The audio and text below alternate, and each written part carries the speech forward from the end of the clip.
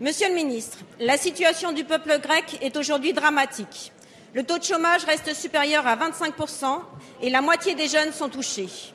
Et pour ceux qui ont encore un emploi, le salaire moyen a diminué de 20% en 4 ans.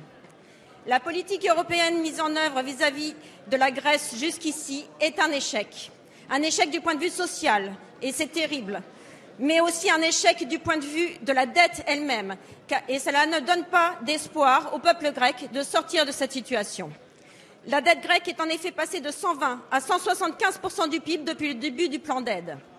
Face à cette situation, la parole du peuple grec doit être entendue.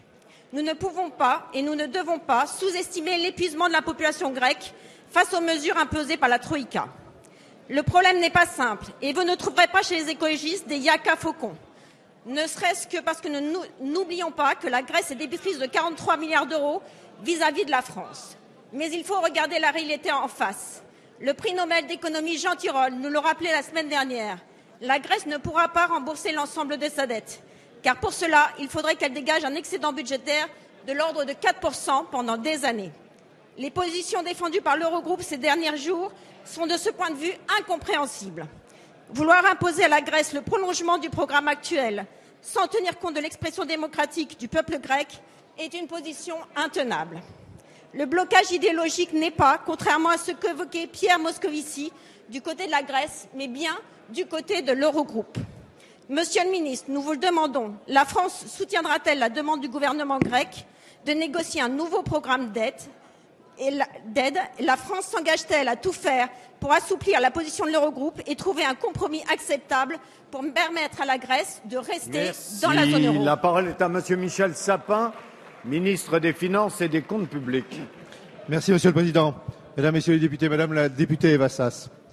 La position de la France, y compris dans les jours et les heures qui viennent, est très simple. Nous ferons tout pour qu'un accord intervienne entre la Grèce et les institutions européennes.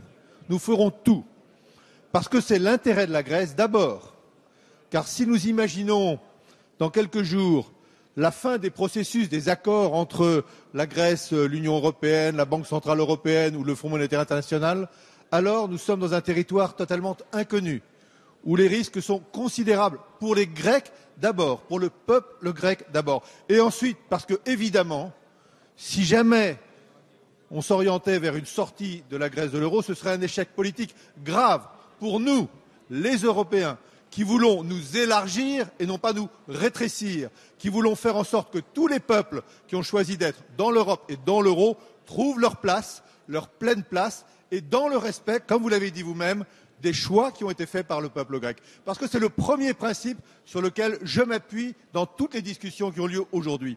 Nous devons respecter le choix du peuple grec. Ça n'est pas le même gouvernement, ça n'est pas la même majorité, ça n'est pas le même programme, et on doit prendre en compte évidemment ces choix-là. C'est le principe même du respect de la démocratie.